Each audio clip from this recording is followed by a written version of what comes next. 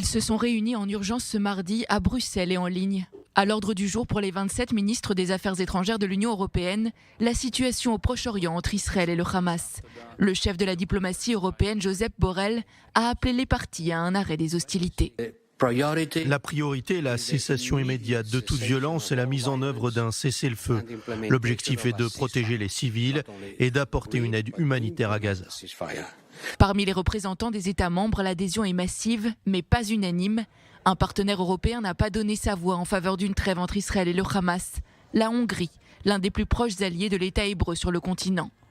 Selon le ministre hongrois des Affaires étrangères, Budapest juge les positions de l'Union européenne sur le conflit partiales et déséquilibrées. Vous savez, j'ai un problème général avec ces déclarations européennes sur Israël. Elles sont généralement assez biaisées. Elles ne prennent pas en considération les préoccupations sécuritaires d'Israël et du peuple israélien. En l'absence de consensus, la défection hongroise de la déclaration conjointe des États membres de l'Union européenne a obligé Josep Borrell à publier sa propre déclaration sur le conflit en cours au Proche-Orient. Le chef de la diplomatie européenne a jugé inacceptable le nombre élevé de victimes civiles, y compris des femmes et des enfants, depuis le début des hostilités le 10 mai dernier. Nous condamnons les attaques de roquettes du Hamas et d'un autre groupe terroriste sur le territoire israélien.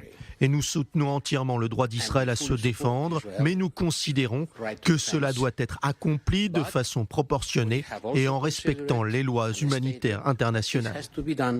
Si Josep Borrell donne la priorité à la cessation immédiate des violences et à la sécurité des populations palestiniennes et israéliennes, il insiste aussi sur la nécessité pour l'Union européenne d'enrôler ses forces dans le rétablissement d'un horizon politique entre les deux parties.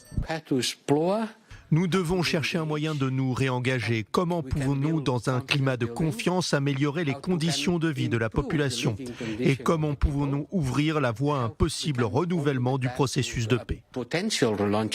Ce n'est pas la première fois que la Hongrie contrecarre des tentatives de l'Union européenne de publier des déclarations conjointes en défaveur d'Israël.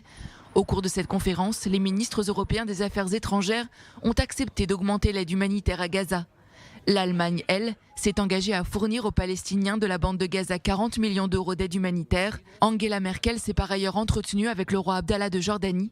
Ils ont tous deux appelé de leur vœu un arrêt immédiat des violences entre Israël et le Hamas.